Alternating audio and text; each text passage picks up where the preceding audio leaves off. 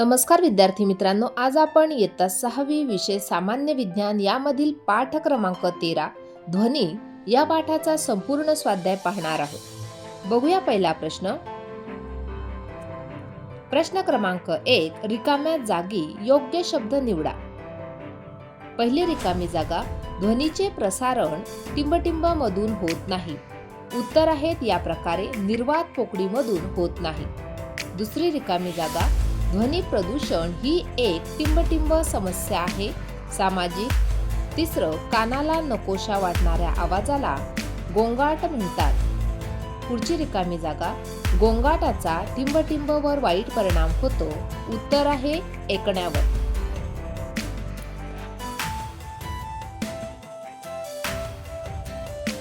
पुढचा प्रश्न आहे प्रश्न क्रमांक 2, काय करावे बरे।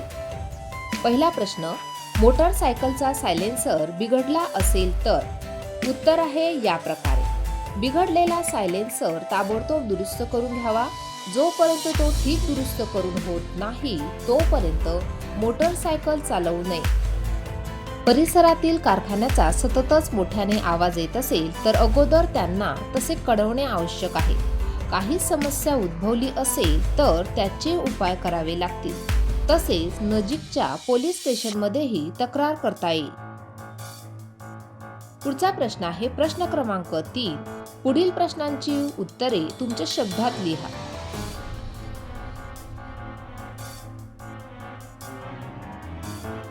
त्यातला पहिला प्रश्न आहे कंपन म्हणजे काय। उत्तर, एखाद्या गोष्टीचे जलद गतीने जेव्हा आंदोलन होते तेव्हा त्याला कंपन होणे असे म्हणतात। दुसरा प्रश्न, ध्वनीचे प्रसारण स्थायूतून कसे होते ते व्यवहारातील उदाहरण देऊन स्पष्ट करा। ध्वनिलहरींचे प्रसारण स्थायू माध्यमातून सर्वात वेगाने होते। स्थायू माध्यमातून आवाज अधिक स्पष्ट ऐकू येतो। उदाहरणार्थ, आपण दरवाजावर टकटक केली की दरवाजाच्या पलीकडे असणाऱ्याला आवाज स्पष्ट येतो। दुसरं, रेल्वे रुळाला कान लावून दूरवरून येणाऱ्या गाडीचा अंदाज घेतला जातो। पुढचा प्रश्न, ध्वनी प्रदूषण म्हणजे काय। उत्तर आहे या प्रकारे, ऐकण्यास त्रासदायक असणारे सततचे आवाज ज्यामुळे आपल्याला शारीरिक आणि मानसिक त्रास होतो त्याला ध्वनी प्रदूषण असे म्हणतात। पुढचा प्रश्न आहे ध्वनी प्रदूषण रोखण्यावर कोणती उपाययोजना करावी। उत्तर आहे या प्रकारे, पहिलं, गाड्यांचे हॉर्न उगीचच वाजवू नयेत। दुसरं, घरातील रेडिओ, टेप रेकॉर्डर किंवा टीव्ही यांचा आवाज मर्यादित असावा। तिसरं, वाहनांची देखभाल करून त्यांचे आवाज कमी करावे। चौथं, कारखाने, विमानतळ, रेल्वे, बस स्थानके हे सारे मानवी वस्त्यांपासून दूर असावे।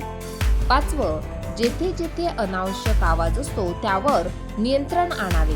उदाहरणार्थ, फटाके, लाऊडस्पीकर, ढोल ताशे इत्यादींना निरर्थक ध्वनी प्रदूषण होते, पण खूप लोकांना त्याचा त्रास होऊ शकतो, म्हणून ध्वनी प्रदूषणाबद्दल जागरूकता करावी।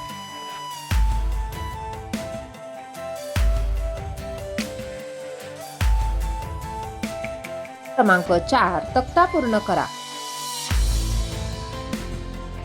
ध्वनीचे स्वरूप त्रासदायक असणारे आणि त्रासदायक नसणारे आहे। या ठिकाणी वेगवेगळे ध्वनीचे स्वरूप दिलेले आहे, त्यातील त्रासदायक असणारे कोणते आणि नसणारे कोणते या प्रकारे आपण त्याचा तक्ता करून सांगू शकतो।